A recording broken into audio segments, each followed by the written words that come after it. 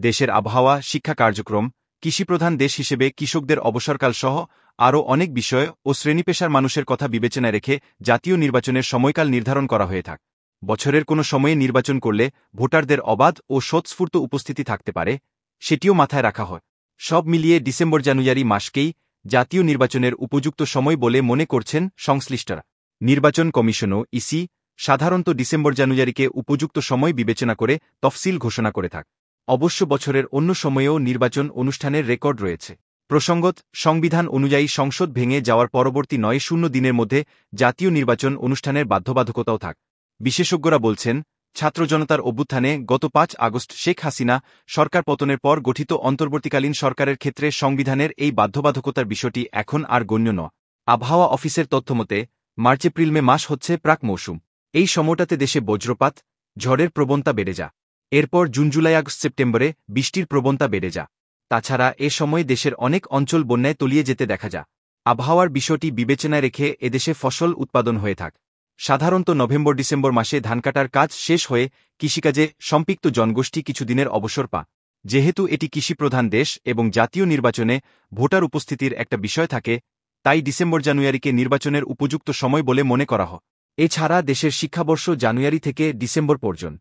সাধারণত ডিসেম্বরের প্রথম দিকে স্কুলগুলোয় শিক্ষার্থীদের পরীক্ষা শেষ হয়ে যায়, আর ডিসেম্বরের শেষ দিকে ফলও দেওয়া হয়ে যায়। জানুয়ারি থেকে শুরু হয় নতুন শিক্ষাবর্ষ।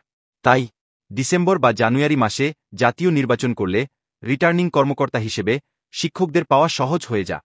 একই সাথে শিক্ষা প্রতিষ্ঠানগুলোকে ভোটকেন্দ্র হিসেবে ব্যবহার করলে শিক্ষার্থীদের পাঠদানে ব্যাঘাত ঘটে না। অন্যদিকে রেওয়াজ অনুযায়ী ফেব্রুয়ারি-মার্চে এসএসসি এবং এর মাস দুজেক পর এইচএসসি পরীক্ষা অনুষ্ঠিত হয়ে থাকে। জাতীয় নির্বাচনের আগে রমজান মাসের বিষয়টিও বিবেচনা করা হয়। তাই বিশেষজ্ঞদের মতে ডিসেম্বর থেকে জানুয়ারি সবচেয়ে উপযুক্ত সময়। আগামী ত্রয়োদশ জাতীয় সংসদ নির্বাচনের দিনক্ষণ নিয়ে সরকার ও রাজনৈতিক দলের মধ্যে ধূম্রজাল সৃষ্টি হয়েছে। ত্রয়োদশ জাতীয় সংসদ নির্বাচনের দিনক্ষণ ঠিক না হলেও অন্তর্বর্তী সরকারের প্রধান উপদেষ্টা একটা ধারণা দিয়েছে। গত ১-৬ ডিসেম্বর মহান বিজয় দিবসে দেওয়া ভাষণে প্রধান উপদেষ্টা মুহাম্মদ ইউনূস বলেছেন, ২০২৫ সালের শেষে অথবা ২০২৬ সালের প্রথমাংশে জাতীয় সংসদ নির্বাচন হতে পারে। একদিন পর প্রধান উপদেষ্টার প্রেস সচিব জানিয়েছেন, ২০২৬ সালের জুনের মধ্যে নির্বাচন হবে। এরপর এক প্রতিক্রিয়ায় বিএনপি মহাসচিব মির্জা ফখরুল ইসলাম আলমগীর বলেছেন, আমরা আশা করেছিলাম প্রধান উপদেষ্টা রোডম্যাপ দেবে, কিন্তু তিনি তা দেননি। এটা আমাদের হতাশ করেছে। তিনি বলেন, মুহাম্মদ ইউনূস নির্বাচনের সম্ভাব্য সময়সীমা ২০২৫ সালের শেষ অথবা ২০২৬ সালের প্রথম অংশে অনুষ্ঠানের কথা বলেন, যা একেবারেই অস্পষ্ট এবং নির্দিষ্ট কোনো সময় উল্লেখ নেই।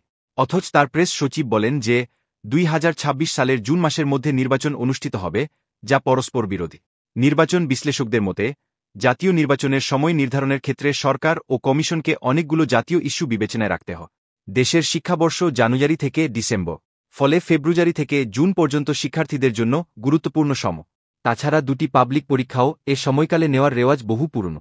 দৈব দুর্বিপাক না হলে সাধারণত মার্চ-এপ্রিলের মধ্যে এসএসসি ও এইচএসসি পরীক্ষা অনুষ্ঠিত হয়। তাছাড়া দেশের আবহাওয়া পরিস্থিতির বিষয়টিও মাথায় রাখতে হয় নির্বাচন কমিশনকে। জাতীয় সংসদ নির্বাচন করতে গেলে সারা দেশের প্রতিটি গ্রাম, ইউনিয়নের ভোটের পরিবেশ নিশ্চিত করতে হয় নির্বাচন কমিশনকে। যেহেতু একদিনে সারা দেশে ভোট অনুষ্ঠিত হয়, তাই প্রতিটি নির্বাচনী কেন্দ্র যেন ভোটার ও প্রার্থীদের জন্য উপযুক্ত থাকে, সেটিও মাথায় রাখতে হয়।